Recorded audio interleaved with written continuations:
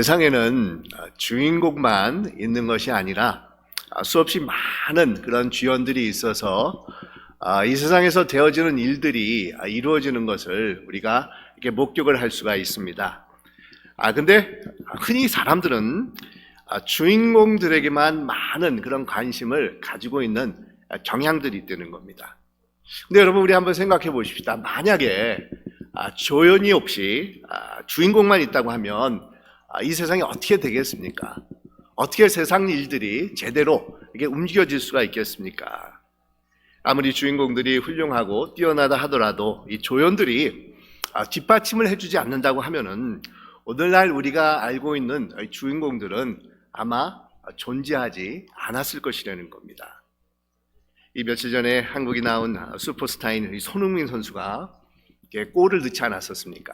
그래서 정말 이렇게 많은 그런 축구 팬들이 이렇게 좋아했었는데, 여러분 유튜브에서 그 축구 경기를 이렇게 보면은 손흥민 선수가 골을 넣을 수 있는 것은 참 아주 굉장한 실력이 있었기 때문이지만, 만약 누군가가 그에게 패스를 해주지 않고 그에게 어시스트를 해주지 않았다고 하면 이 손흥민 선수는 골을 넣지 못했을 것이라는 겁니다. 그러니까 손흥민 선수가 골을 넣으면서 그런 굉장한 그런 활약을 할 수 있었던 이유는 뒤에서 많은 선수들이 그를 뒷받침해주고 있었기 때문이라는 겁니다. 그런데 이것은 비단 이 세상에서만 일어나는 것이 아니라 하나님 나라에서도 이 마찬가지입니다. 하나님께서 세상에서 역사를 이루어 나가실 때 자신들의 종들을 선택하셔서 이 도구로 사용하시기를 원하시는데, 거기에는 주인공들만 있는 것이 아니라 많은 조연들도 있고 또한 수없이 많은 빛도 얼굴도 이름도 모르는 엑스트라들이 있었기 때문에 하나님의 역사가 일어날 수가 있었다는 겁니다. 이 오늘 말씀에는 하나님의 구원의 역사에서 최고 주인공이라고 할 수 있는 우리 예수님의 탄생에 관련된 조연 한 사람이 우리에게 소개가 되고 있는데, 바로 세례 요한의 아버지인 이 사가랴입니다. 이 세례 요한이나 그의 아버지 사가랴는 예수님께서 오시는 길을 예비하는 데 아주 중요한 역할을 감당했었던 이 조연들이라고 할 수가 있습니다. 근데 우리는 세례 요한에 대해서는 그럭저럭 잘들 알고 있지만 그의 아버지가 되는 사가랴에 대해서는 잘 알지 못하는 경우가 많이 있습니다. 하지만 누가복음에 보면 주인공이신 예수 그리스도의 탄생 소식을 전할 때 세례 요한뿐만 아니라 또 다른 조연인 이 사가랴에 대해서도 아주 말씀을 상세하게 전해주고 있는 것을 우리가 발견할 수가 있는데, 여러분, 이 사가랴는 어떤 사람이었느냐 하면은 하나님 앞에서 의인이고 흠 잡을 데 없는 훌륭한 인품과 신앙을 가지고 있는 자라고 이 누가복음에서 소개를 하고 있습니다. 그런데 이런 훌륭한 믿음의 사람이었지만 이 사가랴에게는 이 두 가지 고민이 있었습니다. 이 하나는 자신의 민족인 이스라엘에 대한 고민이었고, 또 다른 하나는 자신의 가정에 대한 그런 고민이었는데, 당시 사가랴가 살고 있었던 시대는 이스라엘 역사에서 영적으로 암흑시대라고 할 수 있는 그런 기간이었다는 겁니다. 지난 400년 동안에 이스라엘에게 하나님의 말씀이 전해도 들려지지 않아서 이 모두들 영적으로 몹시 메말라져 있었고, 또 도덕적으로 굉장히 부패된 그런 상황 속에 있었습니다. 이스라엘은 다윗이나 솔로몬 시대 때 최고 전성기를 누리다가 이후부터는 계속해서 내리막길을 걸어가기 시작을 하지 않습니까? 그러면서 여러 강대국들에게 침공을 당하기도 하고 포로에 끌려가기도 하다가 조금 일어나는 듯 싶었는데 그만 주저앉게 됩니다. 이러기를 계속해서 반복하다가 결국은 로마의 속국이 되어서 민족의 자존심이 완전히 짓밟힌 채 암울했던 시대가 사가랴가 살고 있었던 그런 시대가 되는 겁니다. 이런 자신이 속한 민족사를 보면서 나라와 민족을 몹시도 사랑했던 이 사가랴는 많은 절망과 낙심을 체험하고 있었습니다. 뿐만 아니라 그에게는 이 개인적인 고민거리가 있었다는 겁니다. 나이가 많이 들었는데도 불구하고 자식이 없는 겁니다. 그러니 사가랴 같은 경우에는 집에 있어도 항상 마음이 늘 무겁고, 또 집 밖에 나가 있어도 마음이 답답한 것입니다. 근데 여러분, 혹시 우리들 가운데 이런 사가랴와 같은 답답함과 착잡한 마음을 가지고 있는 그런 분들이 있지 않습니까? 거의 2년에 가깝게 이 코로나 시대를 우리가 경험하면서 육신적으로 피곤함을 느끼고 정신적으로는 이 무력함을 아마 느끼는 분들이 있을 것이라는 겁니다. 이번에 또한 새로운 변이가 이렇게 나왔다는 소식에 많이들 놀라고 이 두려워하는 마음이 들면서 자신도 모르게 움츠려지는 그런 본인들의 모습을 이 발견하시는 그런 분들도 있을 것이라는 겁니다. 여러분 어떻습니까? 여러분은 어떤 상태에 있으십니까? 혹시 세상에서 돌아가는 부정의와 불공평 때문에, 아니면 개인적인 어려움 때문에, 아니면 이민 생활에서 겪게 되는 그런 많은 그런 고난 때문에 분노, 좌절, 답답함, 배신감, 무기력, 우울함을 느끼시는 그런 분들이 있지 않습니까? 우리 하나님께서는 당시 이런 마음을 가지고 있었던 사가랴에게 이 말씀을 주고 계시는데, 이 가브리엘 천사를 보내셔서 사가랴에게 위로의 말씀을 전해주고 계신다는 겁니다. 근데 그 전해주는 그런 말씀의 핵심 메시지를 우리가 살펴보면 이 기다림이다라고 우리가 정의를 내려볼 수가 있습니다.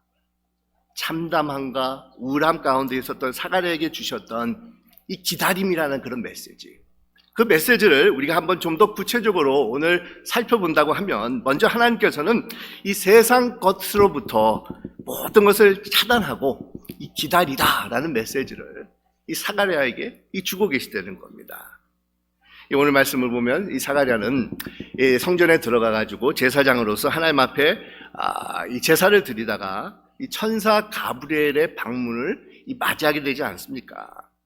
그러면서 이 천사 가브리엘은 이 사가랴에게 찾아와 가지고 아주 기쁜 소식을 전하게 되는데, 곧 있으면 이 자녀가 생길 것인데 이 자녀는 그냥 평범한 인물이 아니라는 겁니다.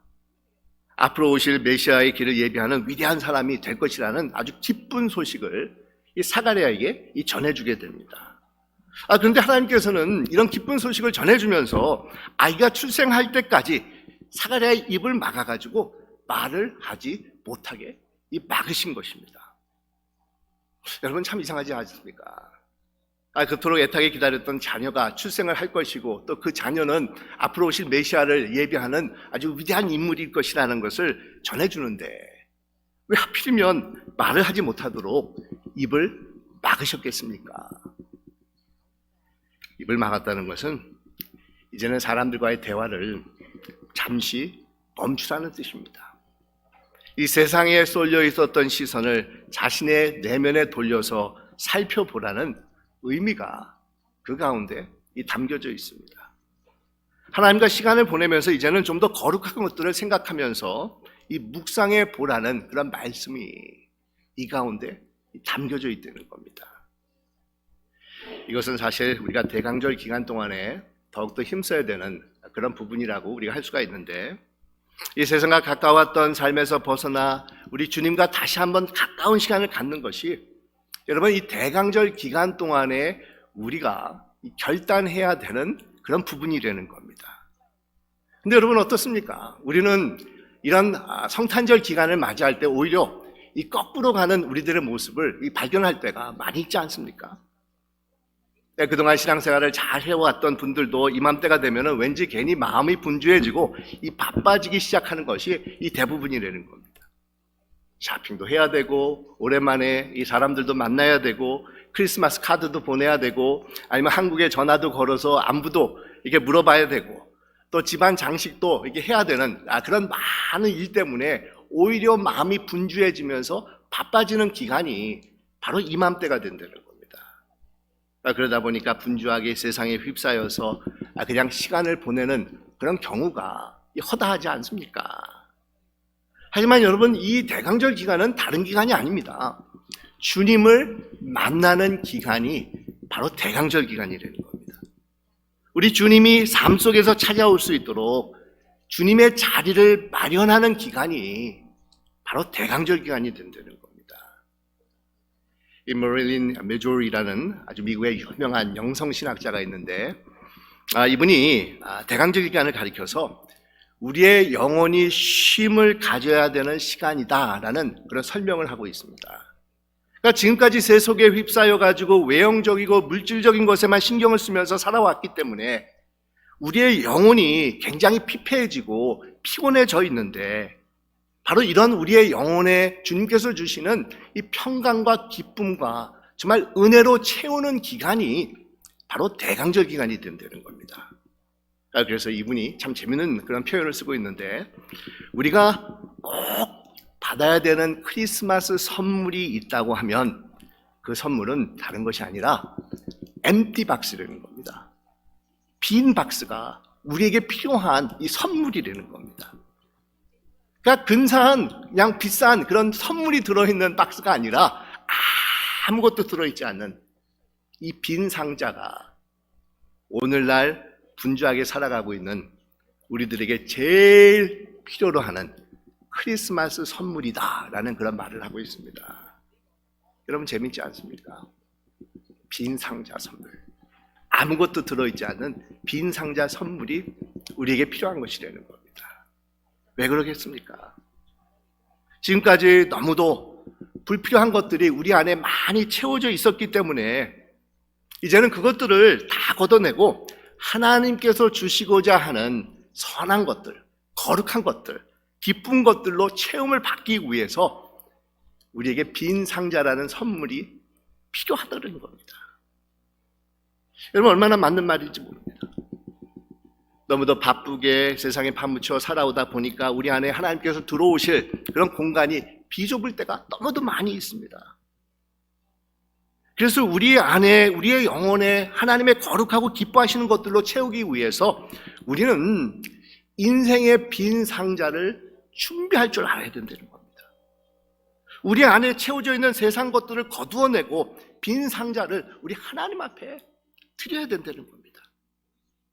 그래야지만 하나님께서는 자신의 것들로 우리 안을 채워줄 수가 있는 것입니다. 제가 전에도 한번 말씀을 드린 것 같은데, 제가 신학교에 다닐 때 샘 그랜트라고 하는 그런 교수님이 계셨는데, 이분이 한 번은 이런 얘기를 하십니다. 사순절이나 대강절 기간을 맞이할 때마다 자신은 하루에 한 끼를 꼭 금식을 한다는 겁니다. 근데 그 얘기를 들으면서 저를 비롯해서 많은 학생들이 이렇게 좀 궁금해했었는데, 사순절 기간 동안에 금식을 하는 것은 이해가 되는데 아니 왜 대강절 기간 동안에도 금식을 한다고 이렇게 말씀을 하시는가? 이 대강절 기간은 우리 주님께서 오시는 그런 기쁨을 이렇게 상징하는 그런 절기가 되는데 왜 사순절처럼 꼭 금식을 한다고 말씀을 하는가? 이런 생각들을 가지고 있었는데 마침 어떤 학생이 질문을 합니다. 왜 대강절 기간에도 그렇게 금식을 하십니까? 라고 물어봤더니 이 샘 그랜트라고 하는 이 교수님이 이렇게 대답을 하시는 겁니다. 주님께서 세상에 오신 기쁨이 우리 삶 속에 가득 채워지기 위해서 먼저 우리 안에 그 기쁨을 가로막고 있는 불필요한 요소들을 없애야 된다는 겁니다. 아무리 주님의 은혜와 사랑으로 채우려고 해도 우리 안에 너무도 많은 세상 것들이 있다 보니까 하나님께서 주시고자 하는 그런 좋은 선물들을 우리가 받을 수 없기 때문에 이 본인은 대강절 기간 동안에도 매일 하루에 한 끼씩 금식을 하면서 자기 자신을 비우는 그런 과정을 거친다라는 그런 말씀의 내용을 전해준 적이 있었습니다. Sir Paul Reeves라고 하는 이 목사님께서 이런 기도문을 이렇게 쓰셨는데 여러분 한번 들어보시기 바랍니다. 하나님, 저로 하여금 주님 앞에서 침묵하게 하셔서 저로 주의 음성을 듣게 하소서. 저로 하여금 주님 앞에서 쉬게 하셔서 제 안에서 주가 일하게 하소서. 저로 하여금 주님 앞에 문을 열게 하셔서 주께서 거하실 수 있게 하소서. 저로 하여금 주 앞에서 완전히 비워져서 주께서 저를 채울 수 있게 하소서. 오 주여, 주님 앞에서 조용하여 오직 주님만이 하나님이신 것을 저로 하여금 깨닫게 하소서. 둘째로 사가랴에게 이 기다리라는 그런 메시지는 하나님의 타이밍을 기다리라라는 그런 위로의 의미가 담겨져 있다는 겁니다.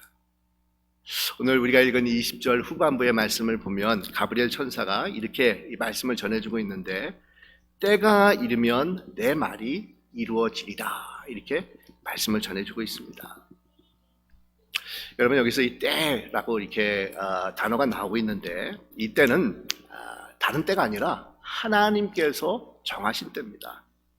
즉 하나님의 시간표를 말씀하고 있다는 겁니다. 그냥 우리 달력을 이렇게 넘기는, 한 장 한 장 넘기는, 물같이 흐르는 우리가 생각하는 그런 시간이나 세월의 개념의 그런 시간이 아니라 하나님의 경륜과 섭리가 나타나는 그런 시간표를 가리켜서 바로 때라는 그런 단어가 이 사용이 되고 있다는 겁니다. 이 크로노스 시간이라고 말할 수가 있습니다. 우리 갈라디아서 4장에 보면 이런 말씀이 있는데, 때가 참에 하나님이 그 아들을 보내사 율법 아래 나게 하신 것은 이라고 말하면서 똑같은 그런 때라는 단어가 사용되고 있는데, 우리가 흔히 생각하는 그냥 세월이 가면은 시간이 지나고 달력을 이렇게 넘겨야 되는 그런 때가 아니라 그냥 하나님의 완벽한 섭리와 경륜이 이루어지는 이 때가 바로 여기서 말하고 있는 이 때가 된다는 겁니다. 그러니까 우리 예수님께서 인간의 모습으로 세상에 찾아오신 것은 하나님께서 계획하신 대로 완벽한 시간표에 의해서 이루어진 사건이라는 겁니다. 이 당시는 이 팩스 로마나라고 해가지고 인류 역사상 거의 100년 가까이 전혀 이 전쟁이 없었던 그런 유일한 그런 시대지 않았었습니까? 이 로마 정부가 아주 강력하게 정치며 군사며 문화며 언어를 이렇게 장악하고 있어가지고 이 통일 체제를, 이 지중해 연안을 아주 꽉 잡고 있으면서 모든 것이 다 로마로 연결이 되어 있었다는 겁니다. 그래서 예수님 탄생의 그 기쁜 소식이 순식간에 전파될 수 있는 아주 가장 적합한 이 시대였습니다. 근데 우리 하나님께서는 이 자신이 정한 완벽한 시간표에 의해서 이 모든 것을 이루어 나가시는 분이라는 겁니다. 그래서 여러분, 우리가 할 수 있는 것이 있다고 하면 그분의 완벽한 시간표를 기다리는 겁니다. 하나님의 선하심을 신뢰하면서 이 그분이 정하신 때를 이 기다리는 것밖에는 사실 우리 인간들이 할 수 있는 것이 없다는 겁니다. 우리 하나님께서 우리에게 기도의 응답을 주시는 것을 크게 세 가지로 아주 간략하게 요약을 해볼 수가 있는데, 우리 하나님께서 항상 이 세 가지 방법을 통해서 우리에게 기도의 응답을 허락해 주신다는 겁니다. 이 하나는 예스라는 기도의 응답이고, 이 두 번째는 노라는 기도의 응답이고, 이 세 번째는 웨이시라는 그런 기도의 응답이라는 겁니다. 근데 우리는 간구하는 것이 자신이 원하는 시간대에 응답을 받지 못하면 이 불안해하면서 믿음이 식어질 때가 있다는 겁니다. 내가 기도한 내용이 하나님께서 예스라고 대답을 해주지 않는다고 하면 기도의 응답이라고 생각하지 않을 때가 참 많이 있다는 겁니다. 하지만 우리 하나님께서는 노라고 기도의 응답을 주실 때도 있고, 아니면은 기다리라, 웨이시라는 그런 기도의 응답을 우리에게 주실 때가 있다는 겁니다. 우리 인간들이 가지고 있는 짧은 지혜로는 도저히 하나님께서 가지고 계신 완벽한 시간표가 언제인지를 헤아릴 수 있는 방법이 없지만, 우리 전능하신 하나님께서는 완벽한 시간표대로 움직이시는 분이시라는 겁니다. 뿐만 아니라 우리가 섬기는 하나님은 선한 분으로서 자신을 사랑하는 모든 자들에게 완벽한 자신의 시간표에 맞추어서 모든 것을 합력하여서 선을 이루어 주시는 분이 바로 우리 하나님이 되어 주신다는 겁니다. 그래서 여러분, 이런 하나님을 신뢰한다고 하면 우리가 할 수 있는 것이 무엇이겠습니까? 이런 하나님이 계시다라는 것을 믿음을 가지고 바라보면서 기다릴 것밖에 우리가 할 수가 없다는 겁니다. 내 시간표가 아니라 하나님의 시간표를 기다리고 있는 겁니다. 전에 어느 글에서 캐톨릭 신부님이 쓴 그런 내용을 제가 읽어본 적이 있었는데, 이분이 이런 얘기를 합니다. 햄버거는 캐톨릭인 것이 아니다. 이 사람들은 맥도날드에서 음식이 빨리 제공이 되기를 기다리고 있다가 음식이 나오면 될 수 있는 대로 빨리 먹어치운다. 이와 같은 햄버거를 먹는 삶은 캐톨릭적인 삶과 어울리지 않는다. 이런 글을 제가 읽어본 적이 있었는데, 그런 글을 읽으면서 제가 이런 생각을 했습니다. 패스트푸드를 먹는 것은 비단 이 캐톨릭에게만 맞지 않는 것이 아니라 우리 개신교 신앙과도 맞지 않는 것이다. 이런 생각을 했었습니다. 아니, 주님의 때를 기다리고 살아가는 모든 신앙인들에게 패스트푸드는 우리와 맞지 않는 것이라는 겁니다. 여러분, 그렇지 않습니까? 햄버거식으로 기도 생활하고 신앙 생활하는 것은 하나님의 때를 기다리는 것이 아니라 자신이 먹고 싶을 때, 자신의 입맛대로 그냥 편하게 먹는 그런 신앙인이 된다는 겁니다. 저는 라면을 참 좋아하는데 이 말씀을 제가 준비하면서 제가 좀 찔리는 것도 있었습니다. 하지만 하나님께서 원하시는 것은 여러분 무엇이겠습니까? 물론 잘 여러분들이 알아들으시겠지만 제가 햄버거를 먹으면 안 된다 이런 뜻은 아닙니다. 그냥 하는 비유로 상징적으로 어느 분이 글을 써가지고 제가 여러분들에게 말씀을 드리는 건데, 우리 하나님께서 원하시는 것은 기다릴 줄 아는 그런 신앙인이 되는 겁니다. 근데 그것도 막연하게 기다리는 것이 아니라 하나님의 완벽한 시간표를 기다릴 줄 아는 신앙인이 되기를 원하고 계시다는 겁니다. 그게 무엇입니까? 정말 건강하고 영양가 있고 맛있는 음식을 먹기 위해서 하나님의 시간표를 기다릴 줄 아는 자들이 되어야 된다는 겁니다. 때로는 하나님의 시간표가 더디 오는 것 같아서 불안해질 수도 있고 아니면 믿음이 식어질 수가 있겠지만, 우리 하나님께서는 한치의 오차도 없이 자신의 시간표에 의해서 움직이시는 분이시라는 겁니다. 또 하나님께서는 무엇보다도 우리를 사랑하셔서 우리에게 자신의 좋은 선물을 주기를 누구보다도 원하시는 분이시라는 겁니다. 바로 이런 하나님에 대한 신뢰를 가지고 있었을 때 우리는 기다릴 수가 있습니다. 성숙한 신앙인이 될 수가 있다는 겁니다.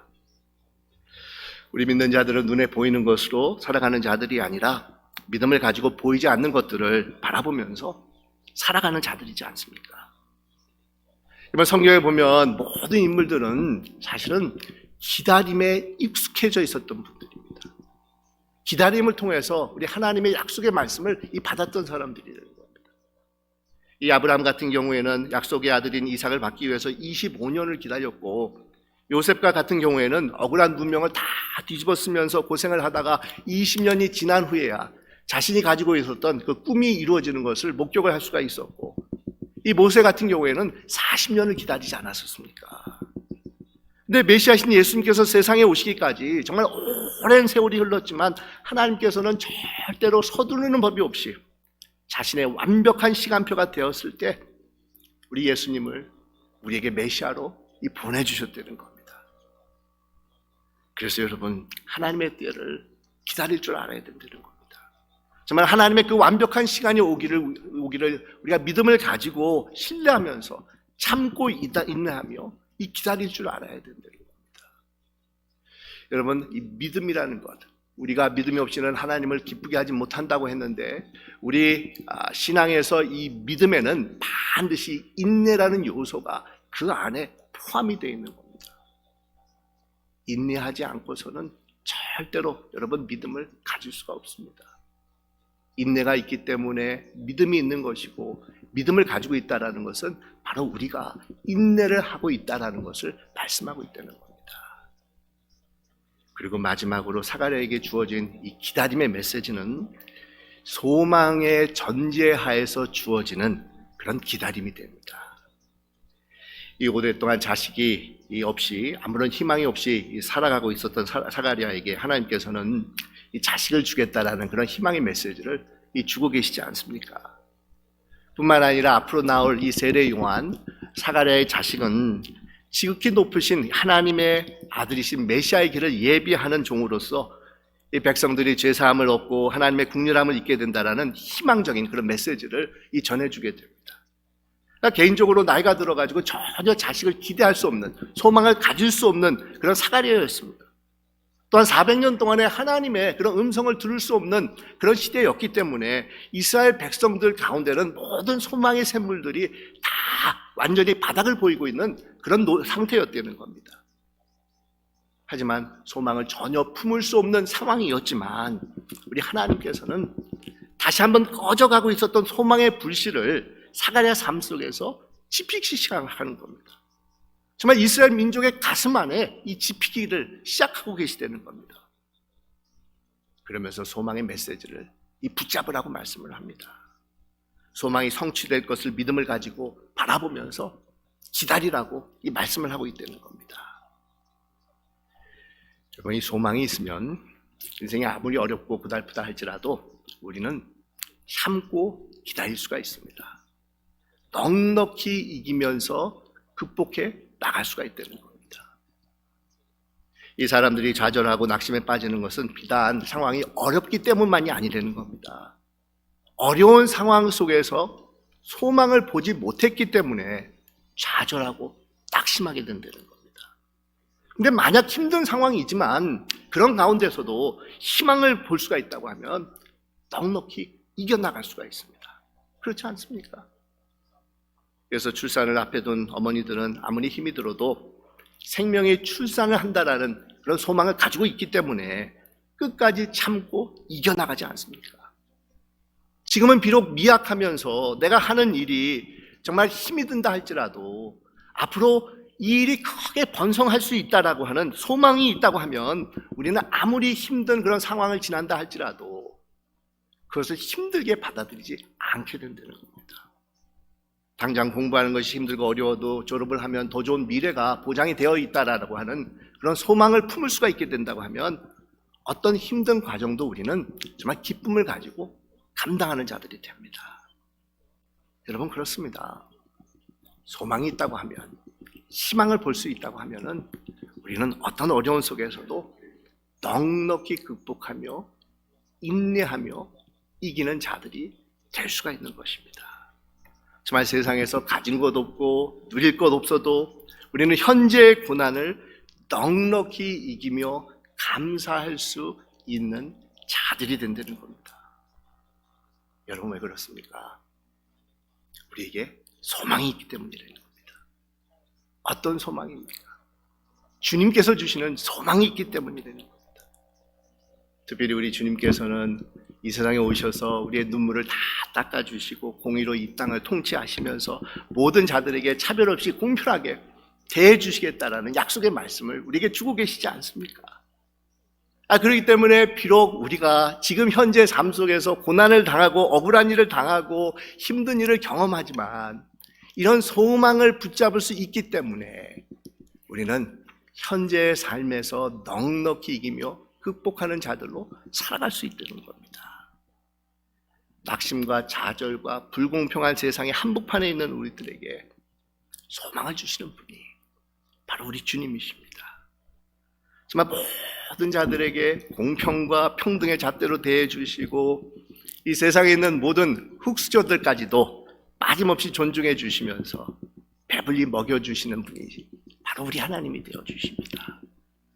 근데 바로 이것을 성취하기 위해서 오신 분이 바로 예수님이시고 바로 이 예수님께서는 분명히 다시 오시는 이 재림하시는 이 메시아가 되실 것이라는 겁니다. 그러기에 여러분, 이런 소망이 있기 때문에 비록 우리가 현재 겪는 고난은 앞으로 우리가 맞이하게 되는 그 영광스러운 삶과는 비교할 수가 없다는 겁니다. 또 이런 소망이 있기 때문에 현재 우리가 겪는 어떤 어려움도 우리는 참고 인내하면서 기다릴 수가 있다는 겁니다. 그래서 여러분, 이 기독교를 가리켜서 이 소망의 종교라고 이 말하고 있지 않습니까? 그리고 다시 한번 이 소망을 우리의 마음속에 지펴보는 그 기간이 바로 이 대강절 기간이 된다는 겁니다. 하나님께서 아무런 목적 없이 방황하고 있었던 우리들에게 예수 그리스도의 소망을 우리에게 심어주시기 위해서 정말 구원의 소망, 정말 자유의 소망, 평등의 소망, 또한 정의의 소망을 불어넣어 주시기 위해서 아기 예수 그리스도를 인간의 모습으로 우리에게 이 보내주신 소망이 우리에게 주어졌다는 겁니다. 그러기에 여러분, 이 대강절 기간 동안에 우리는 다시 한번 이 소망을 붙잡아 볼 수가 있습니다. 이 소망을 바라보면서 우리 하나님의 그 완벽한 시간표를 기다릴 수가 있다는 겁니다. 우리가 시간상 다 읽지 않았지만 우리 누가복음 1장 78절 79절에 보면 우리 사가랴는 우리 예수님께서 다시 오신다라는, 예수님께서 탄생하신다라는 그런 메시지를 들으면서 이렇게 외치고 있습니다. 그분은 해를 높게 뜨게 하셔서 어둠 속과 죽음의 그늘 아래에 앉아있는 사람들에게 빛을 비추게 하시고 우리의 발을 평화의 길로 인도하여 주실 분이시다. 이렇게 말씀을 하고 있습니다. 사랑하는 여러분, 2000년 전에 사가랴가 이 소망의 메시지를 붙잡고 기다린 것처럼 이 대강절 기간 동안에 다시 한번 하나님께서 주시는 이 소망의 메시지, 희망의 메시지를 깊이 묵상하면서 우리 마음속에 받아들이며 정말 주님의 오심을 더욱더 기쁨을 가지고 맞이하실 수 있는 우리 새소망교회 여러분들이 되시기를 주님의 이름으로 축원드립니다. 기도드리겠습니다.